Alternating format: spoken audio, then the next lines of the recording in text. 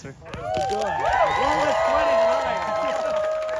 We're breaking down at the poll sites after they'd been informed they weren't registered as Democrats and able to vote in that primary. And it reminded me of how many New Yorkers there are who feel the pain of living in the most expensive city in the United States of America. And they feel that pain irrespective of what party they're registered. And with these 12 weeks, we have the opportunity to share our vision of a city they can afford with each and every one of them. That is the opportunity that presents itself.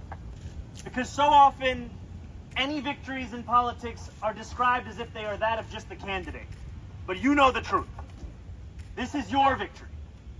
It is your work that took us from 1% in the polls to beating a former governor by 13 points. It is you climbing floor after floor of the 6th floor walk-up. Not home after not home. In the rain, in the sun, in the snow. That took us from a campaign that was considered at best an interesting idea to one that has won the most votes of any in New York City primary history. And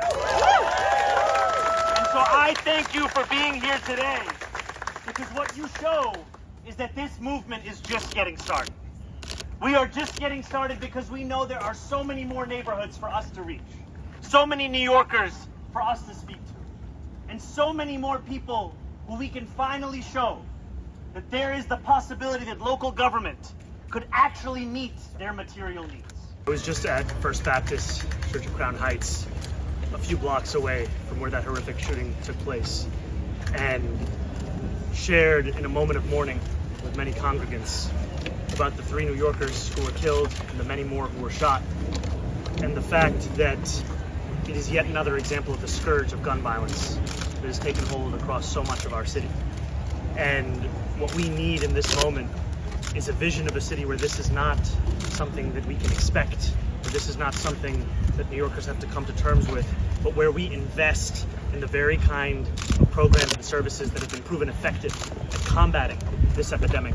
And one of those things being the crisis management system, and the need to scale that up so that it can be present citywide, which is what we would do with the Department of Community Safety, investing an additional 275%. Yeah, how's your strategy in general going to be different from the primary field, especially? You know, I think that what we saw in the primary, where we had 52,000 volunteers, is a glimpse into what's possible for the general. We know that there are so many more New Yorkers who want to join what it is that we're doing. We initially set a goal of 1 million doors knocked. We eclipsed 1.6. We made more than 2.1 million phone calls. So this is going to continue to expand. And I think what we've also found is that there are so many New Yorkers who, even by the end of the primary, have yet to hear about our campaign in our own voice. And that's understandable, given that we started at about 1% in the polls, and that's being charitable and rounding up.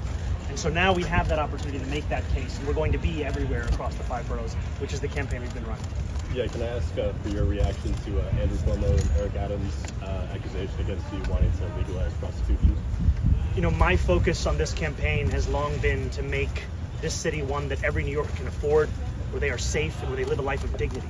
And it is quite something to hear this critique, especially from Mayor Adams, who has made that nearly impossible, not only through his own decisions to exacerbate a cost of living crisis, but also through the cuts we've seen year after year, including a $3 million cut to Safe Horizon, an organization that provides services to victims of sex trafficking. And those are the very kinds of organizations that we would actually fully fund and ensure that we bring an end to this budget dance. I am speaking about the necessity of raising the top corporate tax rate in New York from 7.25 to 11.5% to match that of New Jersey. And it's the ability to stay strong in those material commitments while ensuring that we extend a hand to anyone who would like to join us in enacting this affordability agenda. Thank you guys. Thank you guys so much. So would your NYPD continue to arrest sex workers?